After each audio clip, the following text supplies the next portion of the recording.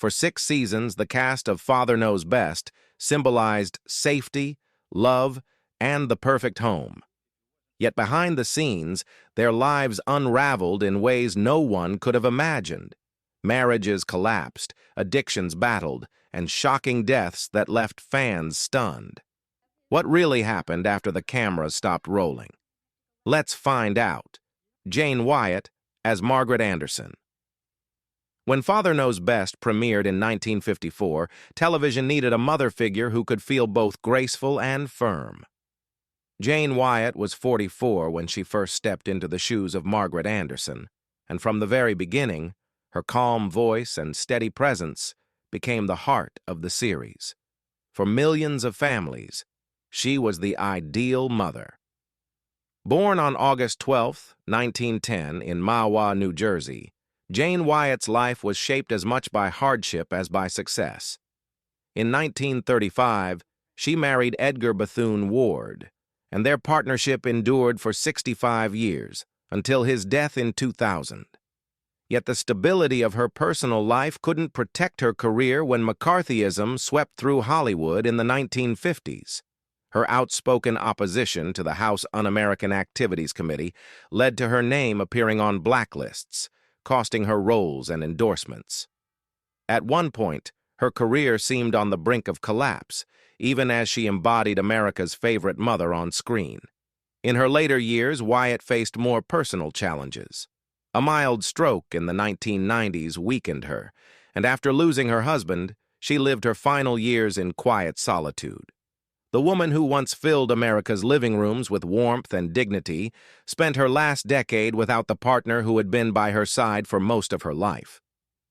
Jane Wyatt died on October 20, 2006, in Bel Air, California, at the age of 96. With an estimated net worth of $10 million, she left behind not only a long career in film and television, but also a bittersweet symbol. The image of a mother who held a nation together on screen, even while her own life was marked by politics, loss, and resilience. Vivi Janiss as Myrtle Davis. Not every character in Father Knows Best was at the center of the Anderson family. Yet Myrtle Davis, played by Vivi Janiss, left her mark. She joined the series in 1954 at the age of 43, offering audiences a neighbor who felt as real as the family next door. Born May 29, 1911 in Omaha, Nebraska, Vivi Janiss's personal life was filled with turmoil. Her first marriage to actor Robert Cummings ended in divorce in 1943. A second marriage to actor John Larch in 1955 lasted until her death, but it was far from peaceful, scarred by constant arguments and allegations of domestic violence. The tensions at home weighed heavily on her, even as she worked steadily in Hollywood. Her career followed a painful trajectory.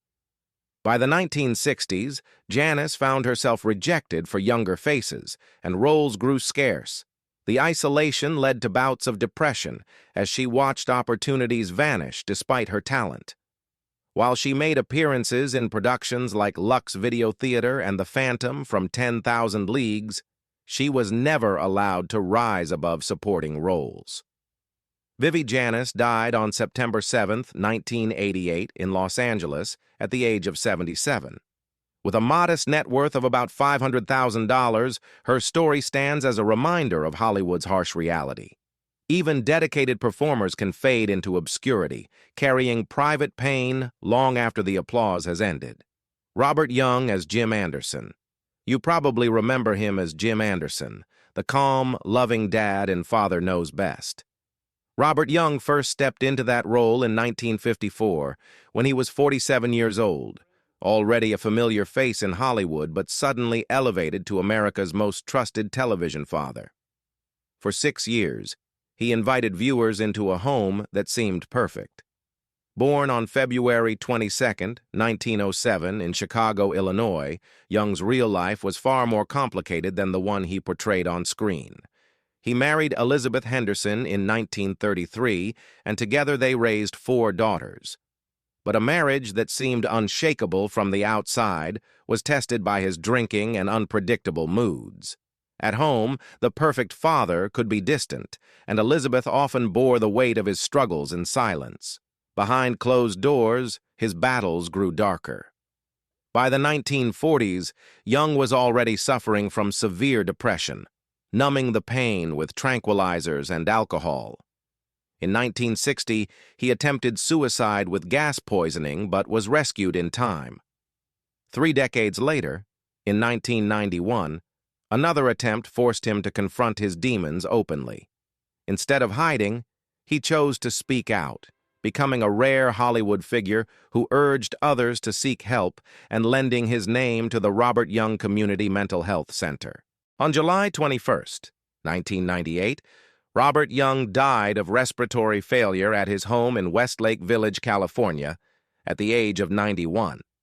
At the time, his net worth was estimated at $5 million, built from a lifetime of film, television, and endorsements. Yet the most enduring image is not of wealth, but of a man remembered as both America's model father and a symbol of how even the strongest roles can hide deep fragility. Robert Foulk as Ed Davis. In 1954, Father Knows Best brought viewers a steady presence in Springfield with the character of Ed Davis. He was played by Robert Foulk, who was 46 years old when he joined the series. Though often in supporting roles, his towering figure and sharp delivery made him instantly recognizable. Born on May 5, 1908, in Philadelphia, Pennsylvania, Foulk's personal life was filled with turbulence. His first marriage to actress Alice Frost was brief and marred by rumors of infidelity. Later, he married Barbara Slater in 1947, and they stayed together until his death. But whispers about their open marriage and mutual affairs haunted their household, creating a kind of emotional battlefield behind closed doors. Foulk's demons extended beyond his family. He was notorious in Hollywood for his gambling addiction, which left him nearly bankrupt in the 1960s. To pay off debts, he accepted small roles and became labeled a difficult actor, accused of bullying extras and crew on set. Decades of heavy smoking only worsened his health, culminating in severe heart problems that shadowed his later years. Robert Foulk died on February 25, 1989, in Los Angeles, California, from heart disease at the age of 80. His net worth was estimated at around $1 million, drawn from over 200 film and television roles, particularly westerns. Yet his legacy is bittersweet. A man who seemed unshakable on screen, but was undone by his own vices, leaving behind more cautionary tales than triumphs. Sam Flint as Mr. Armstead. When Father Knows Best added new faces in 1956, one of them was Mr. Armstead, played by veteran actor Sam Flint. At 74 years old, Flint was already a familiar presence in Hollywood, his stern expression and sharp delivery perfect for the character. Even in small parts, he carried the weight of experience. Born on October 19, 1882, in Gwinnett County, Georgia, Flint's personal life was scarred by tragedy. He lived through the Great Depression, losing steady work and being forced into odd jobs just to survive. His marriage to actress Ella Etheridge began with romance. They even agreed only to accept contracts that included both of them, but life proved far harsher. He lost both his wife and child to illness, a blow that left him with long periods of depression. Even as he appeared in more than 230 films, his reputation wasn't spotless. Younger performers accused him of dismissive and prejudiced behavior, and some studios quietly stopped hiring him. His heavy workload, combined with the physical toll of constant smoking and long hours, left him frail in later years. For all his tough exterior, the man behind the roles carried deep scars. Sam Flint died of natural causes on October 17, 1980, just 2 days shy of his 98th birthday. With an estimated net worth of $300,000, his fortune was modest compared to the enormity of his filmography. He remains a symbol of old Hollywood, a man who gave his entire life to the screen, even as it took nearly everything from him. Harry Hickox as Verg Carlson. By 1955, Father Knows Best had expanded its world, introducing Verg Carlson, played by Harry Hickox. At 45 years old, Hickox brought humor and warmth to the role, though he never quite reached the fame of the show's central cast. Still, his face became a familiar one to television audiences. Born on October 22, 1910, in Big Spring, Texas, Hickox lived a life far messier than his polished on-screen persona. His long marriage to Mary Louise McConnell endured until her death in 1983, but it was scarred by repeated separations. Allegations of an affair with a young jazz singer in the 1960s shook their household, leaving wounds that never fully healed. Financial and personal troubles soon piled up. Hickox faced a devastating tax lawsuit in the 1960s that stripped much of his savings. Alcohol only deepened his troubles, and his temper on stage cost him work, including being thrown out of a theater production mid-rehearsal. As the industry moved toward younger stars, he found himself increasingly sidelined, isolated, and bitter in his later years. Harry Hickox died on June 3, 1994 in Los Angeles from chronic obstructive pulmonary disease at the age of 83. His net worth was estimated at $800,000, sustained by memorable appearances in The Music Man and countless television shows. His story lingers as that of a man whose career peaked brightly, but whose later years revealed the harsh truth of a business quick to forget its aging actors. Eleanor Audley as Bookstacker. In 1956, Father Knows Best featured a supporting role known simply as the Bookstacker, brought to life by Eleanor Audley. She was 51 years old when she joined the cast, already well known for her commanding voice that would soon define some of Disney's most famous villains. Born November 19, 1905, in Newark, New Jersey, Audley's life carried its own heartbreak. She lost her husband early and never remarried, living much of her life alone. Rumors about her private relationships and sexuality created pressure in an unforgiving conservative era. Her perfectionist streak led to clashes with colleagues, and she was once dismissed from a voice project for being too difficult. Despite her immense talent, the weight of loneliness and public scrutiny left her isolated. Her career, though glittering, was marked by illness. While voicing Maleficent in Sleeping Beauty, 1959, she battled tuberculosis, her health weakening even as her voice brought a villain to life more memorable than the heroine herself. She later gave voice to Madame Leota in Disney's Haunted Mansion attraction, a role that, ironically, cast her forever as a ghostly presence speaking from beyond. Eleanor Audley died of respiratory failure on November 25, 1991, in Los Angeles, just 6 days after her 86th birthday.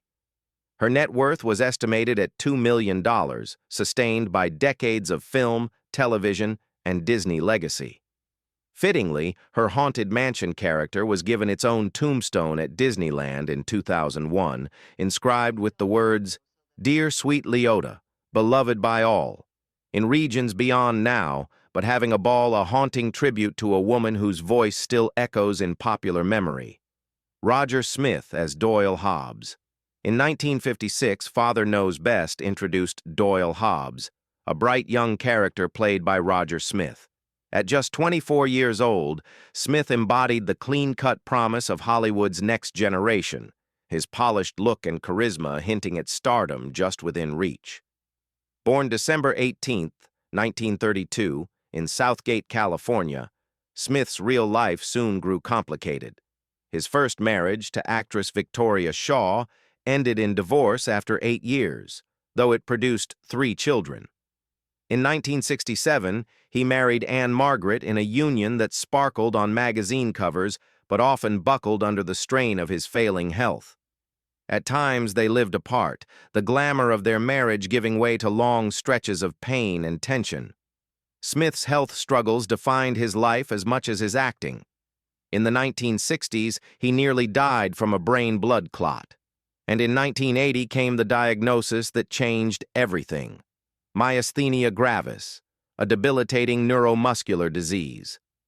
Forced to abandon acting, he became a shadow of the vibrant young man who had once stood before the cameras, living for decades with a body that betrayed him. Roger Smith died on June 4, 2017, at Sherman Oaks Hospital in California from complications of myasthenia gravis. He was 84. His net worth was estimated at $3 million, drawn from his years in television, especially 77 Sunset Strip and later business ventures. Today, he is remembered not only as Anne Margaret's devoted partner, but also as a tragic figure whose career was cut short by illness, leaving behind both admiration and sorrow. William Fawcett as Mr. Trumbull. Audiences of Father Knows Best in 1954 might recall the stern yet dependable Mr. Trumbull. He was played by William Fawcett, who was already 60 when he joined the cast, his lined face and gravelly voice giving the character an authority that younger actors could never match. Born on September 8, 1894, in Sherman Township, Pennsylvania, Fawcett's personal life told a story far removed from the calm authority he projected. He endured 2 failed marriages, leaving him distant from his children and wrestling with isolation. Long before Hollywood, his teaching career was marred by allegations of misconduct with students, accusations from which he escaped largely due to his reputation as a World War I veteran. But the stain of suspicion lingered. Those who worked with him remembered his paranoia. He carried a gun on set, convinced that danger lurked everywhere, and this habit often unnerved colleagues. Combined with heavy smoking and a punishing work schedule, his health gradually broke down. The man who often played figures of strength was, in truth, fighting his own fragile body and mind. William Fawcett died on January 25, 1974, in Sherman Oaks, California, of cardiovascular disease at the age of 79. His net worth, about $400,000, came from decades of steady work in westerns and television. Buried with a veteran's marker, his final resting place honors his service. But behind the symbol of strength was a man worn down by scandal, loneliness, and declining health. Diana Millay as Diane. When Father Knows Best was nearing its final season in 1960, a new face appeared. Diane, played by the young and striking Diana Millay. Just 25 at the time, she brought freshness to the cast, her elegance hinting at a career that was only beginning to unfold. Born on June 7, 1935, in Rye, New York, Millay's private life was marked by painful turns. She lost her first husband to illness, a blow that left her deeply mistrustful of future relationships. Later, rumors of an affair with a powerful television executive swirled around her name, costing her opportunities and leaving her branded unfairly in an industry quick to judge. The whispers followed her for years, shutting doors that should have been open. The pressure of fame eventually broke her spirit. Struggling with depression and burnout, she withdrew from the spotlight and turned to writing as a way to survive. Though she earned recognition on Dark Shadows, her career never soared as it might have, shadowed always by scandal and her fragile health. Diana Millay died on January 8, 2021, in New York City, at the age of 85. Her estimated net worth was $1.5 million, a modest fortune built on acting and her later books. She is remembered as a woman of grace and talent, whose quiet resilience allowed her to find a voice even when Hollywood tried to silence her. Elinor Donahue as Betty Anderson. If you watched Father Knows Best when it first hit the airwaves in 1954, you probably remember Betty Anderson, the Andersons' oldest daughter, affectionately nicknamed Princess. She was played by Elinor Donahue, who was only 17 years old when the series began. For 6 seasons, she grew up on screen before America's eyes. Born on April 19, 1937, in Tacoma, Washington, Donahue's private life was not as idyllic as the one she portrayed. She endured 3 failed marriages before finally finding stability, raising children largely on her own in between heartbreaks.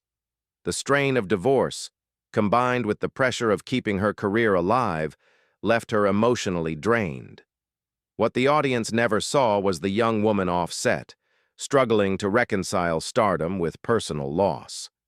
When the series ended in 1960, Donahue faced a painful transition. Hollywood, quick to move on from its ingenues, left her feeling discarded. Depression followed, and for a time she stepped away, questioning her place in an industry that had once embraced her. Later in life, as age brought health issues, she leaned into philanthropy and writing, using her voice and experiences to help others navigate struggles of their own. Now, Elinor Donahue is 88 years old and lives with the dignity of someone who has survived both fame and personal upheaval. With an estimated net worth of $2 million, much of it from her role on The Andy Griffith Show and other television work, she remains a familiar face to classic TV fans. More than anything, her legacy is one of resilience. The girl next door who grew up, stumbled, but ultimately found her way back to peace. Robert Vaughn as Mr. Beekman. In 1956, a sharp young actor stepped into Father Knows Best as Mr. Beekman, Robert Vaughn, only 24 years old at the time. His polished manner and intelligent style caught the eye immediately, foreshadowing the international fame he would later achieve. Born on November 22, 1932, in New York City, Vaughn's personal life was often far less steady than his screen presence. His first marriage ended in painful divorce, leaving him with a lasting sense of loneliness. Though he later found stability with actress Linda Staub, with whom he adopted 2 children, his early heartbreak haunted him for years. Rumors of affairs and an unconventional family history, linked to British producer Matthew Vaughn, only added more intrigue. Professionally, he battled more than scandal. Vaughn's outspoken political activism set him at odds with conservative colleagues, while a late-stage cancer diagnosis threatened to end his life long before he was ready. A lifelong smoker, his health deteriorated slowly but relentlessly. Yet even in illness, he continued to act, lecture, and write, refusing to let disease silence him. Robert Vaughn died on November 11, 2016, at a hospice in Danbury, Connecticut, from acute leukemia. He was 83. At the time, his net worth was estimated at $10 million, built on his defining role as Napoleon Solo in The Man from UNCLE and his many books. To fans, he remains the perfect paradox, the suave hero on screen, but a man who lived a life of constant battles, both public and private. Billy Gray as Bud Anderson. Back in 1954, Father Knows Best introduced audiences to Bud Anderson, the mischievous teenage son who always got into trouble. Billy Gray was just 16 years old when he stepped into the role, quickly becoming one of the most familiar faces of the series. For 6 years, America watched him grow up on screen. Born on January 13, 1938 in Los Angeles, California, Gray's off-screen life turned far darker than the cheerful Bud he portrayed. In the 1960s, he fell deep into drug use, an addiction that led to his arrest for marijuana possession in 1962. That same decade, he was sued after a motorcycle accident, and his reputation as a Hollywood rebel made producers wary. Opportunities vanished, leaving him to carve out a life far from the studios that once adored him. Gray found himself surrounded by tragedy. Several friends died from overdoses, each loss shaping his outlook on life. Disillusioned, he walked away from Hollywood to become a mechanic and motorcycle racer, chasing speed and freedom instead of fame. Though he invented tools and built a successful business around his passion, the shadows of addiction and rebellion lingered. Now Billy Gray is 87 years old and lives quietly in California. His estimated net worth is around $1.5 million, earned from his early acting career and decades in the motorcycle world.